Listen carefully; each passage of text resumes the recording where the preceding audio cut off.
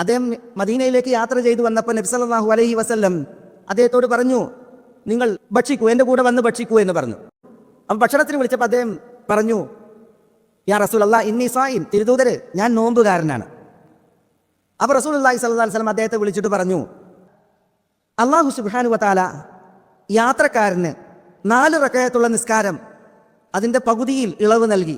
പിന്നെ നബി സല്ലല്ലാഹു അലൈഹി വസല്ലം തങ്ങൾ പറഞ്ഞു, യാത്രക്കാരനും പാലൂട്ടുന്ന കുഞ്ഞുങ്ങൾക്ക് പാലൂട്ടുന്ന ഉമ്മമാർക്കും ഗർഭിണികളായ സ്ത്രീകൾക്കും അല്ലാഹു സുബ്ഹാനഹു വ തആല ഇളവ് അനുവദിച്ചിരിക്കുന്നു അസവും, നോമ്പിൽ.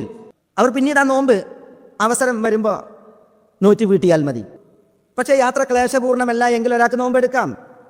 പക്ഷേ യാത്ര ക്ലേശപൂർണ്ണമാണ് എങ്കിൽ ആളുകൾക്ക് തലകറക്കം വരും, അതേപോലെ തന്നെ രോഗം മൂർജിക്കും, അല്ലെങ്കിൽ യാത്ര തുടർന്നാൽ പ്രയാസം വരും എങ്കിൽ നബി സല്ലല്ലാഹു അലൈഹി വസല്ലം തങ്ങൾ അവർ നോമ്പെടുക്കുന്നത് ശക്തമായ ഭാഷയിൽ എതിർത്തിട്ടുണ്ട്.